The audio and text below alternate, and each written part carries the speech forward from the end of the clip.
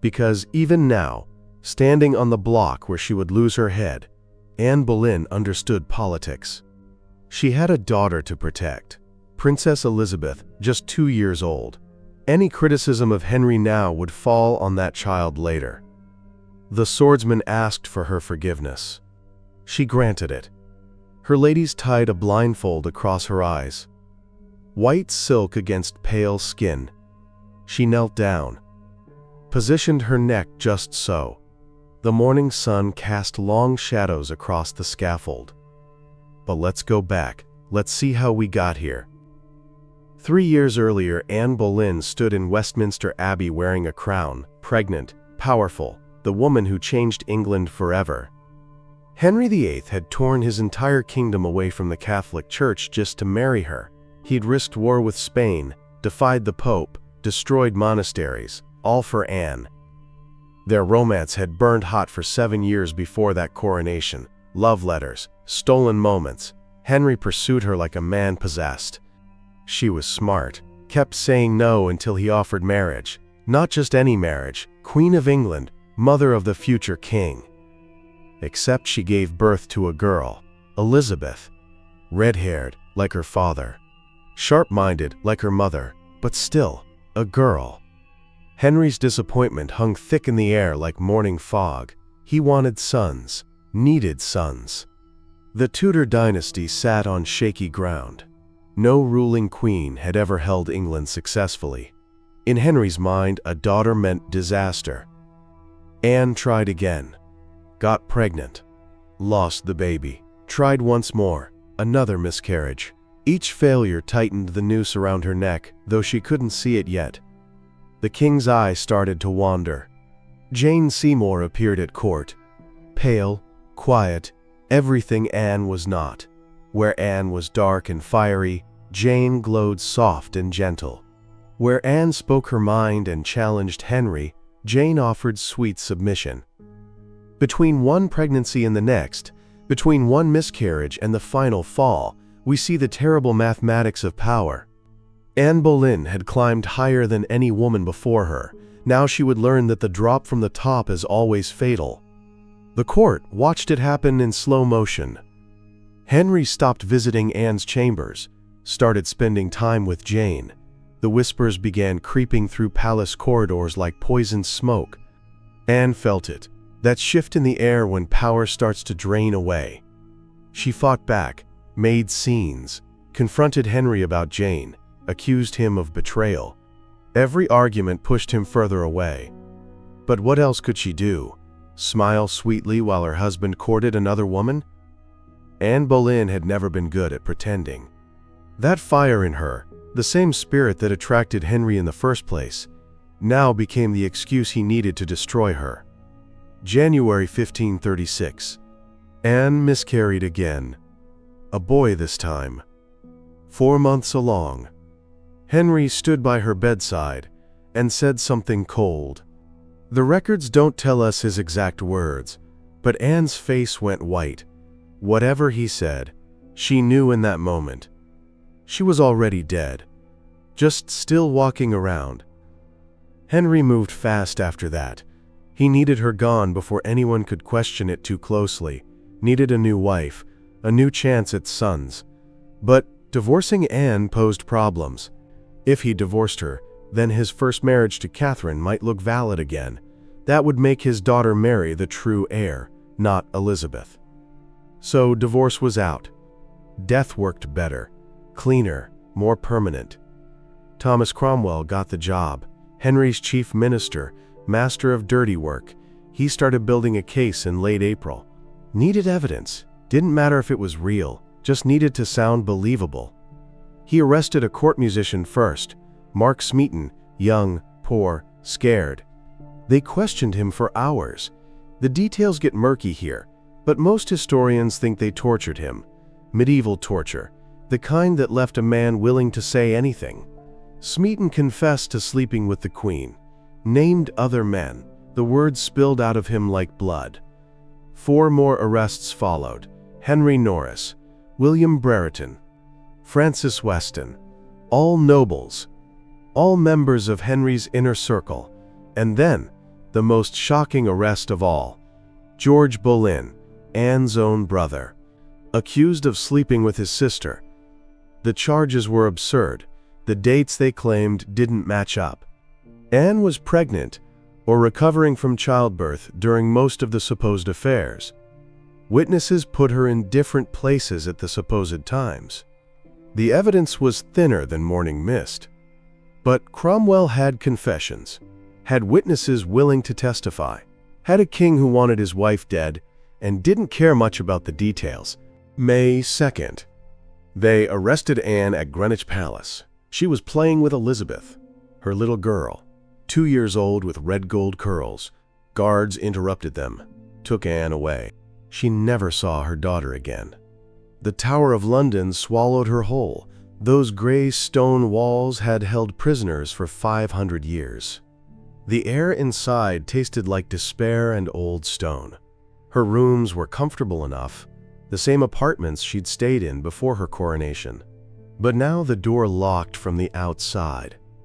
Anne's mind must have raced through those first nights, trying to understand, trying to find the logic. She'd been queen 3 years ago. Now she sat accused of treason. The speed of the fall, from the highest woman in England to a prisoner waiting for death. It happened in less than a week. The trial came on May 15th. 26 nobles sat in judgment. Her own uncle presided, the Duke of Norfolk. Family blood meant nothing when the king wanted blood. They read the charges. Adultery with 5 men, plotting to kill Henry, laughing about the king's poetry. That last one almost sounds funny, except they used it as evidence of her contempt, as if mocking bad poetry justified execution. Anne defended herself brilliantly. She was sharp, educated, spoke clearly, tore apart the timeline of the supposed affairs, pointed out the impossibilities. But it didn't matter. The verdict was decided before the trial began. All 26 nobles voted guilty. Her brother's trial happened the same day. They convicted him too, the charge of sleeping with his sister, based mostly on the testimony of George's own wife, Lady Rochford. She hated Anne, saw a chance to destroy them both, took it. The sentence came down cold and clear: death. For Anne. Burning or beheading at the king's pleasure. Medieval law gave the sovereign that choice. Burning was for traitors and heretics. Beheading was quicker, more merciful, a privilege reserved for nobility. Henry chose beheading, then went further, ordered a swordsman from France.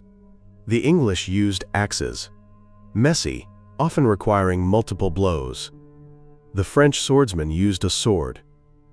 One clean stroke, fast, almost painless.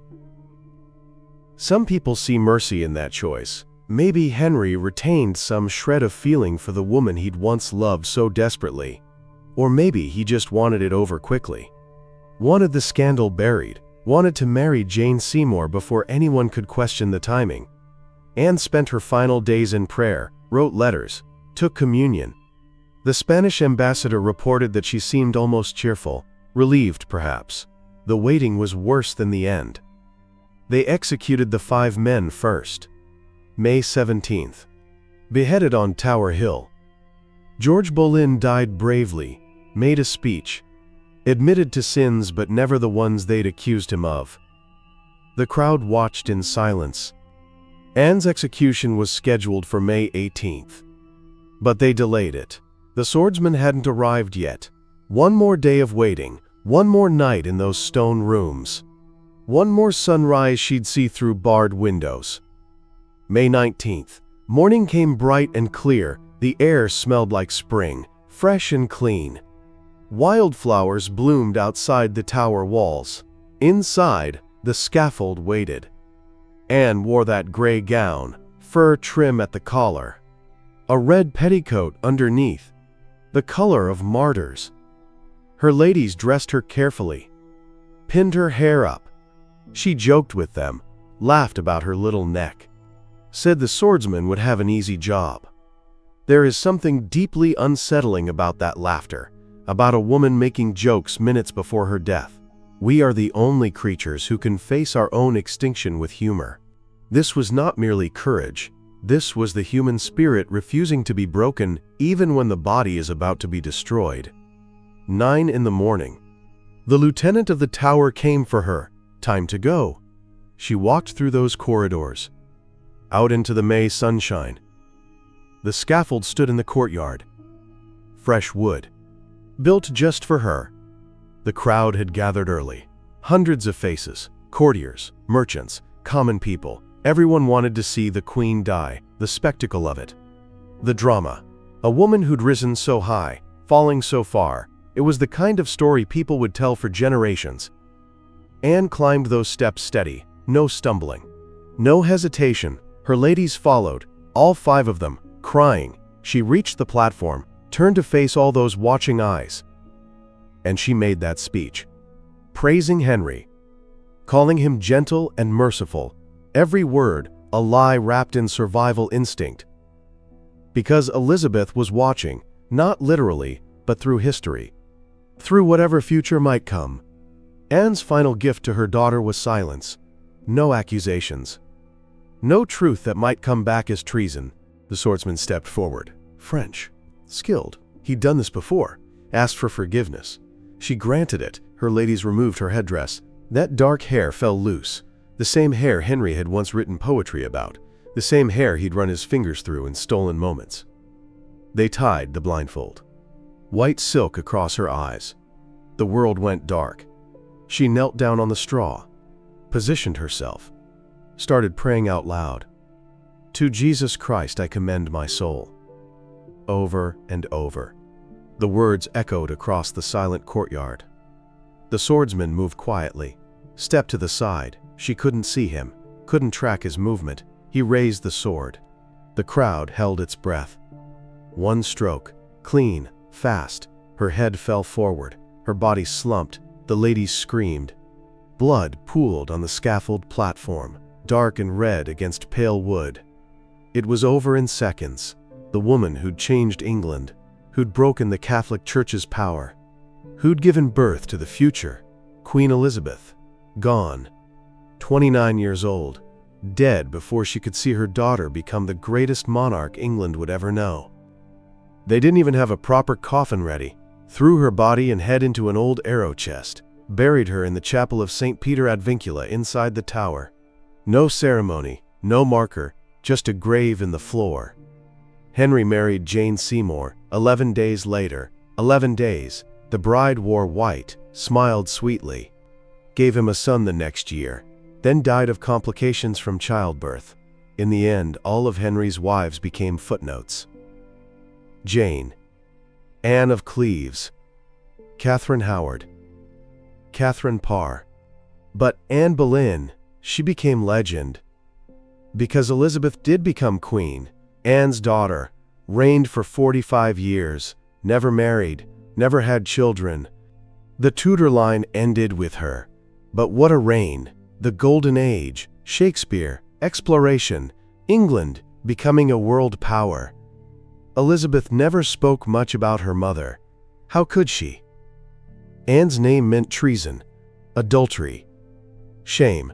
But Elizabeth wore a ring her whole life. Opened it sometimes when she was alone.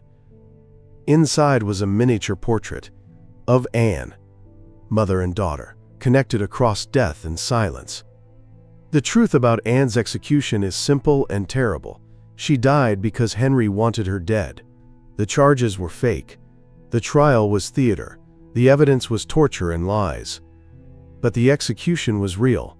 The blood was real. The head that rolled was real.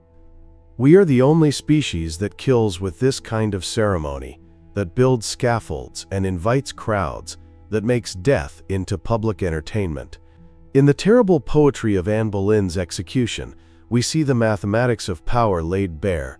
When you have everything, you can lose everything. When you rise highest, the fall comes hardest. That scaffold in the Tower of London is gone now, but the memory remains. May 19, 1536. A bright morning, a sharp sword, a woman who refused to beg, and a daughter who would prove her mother right, that a woman could rule England.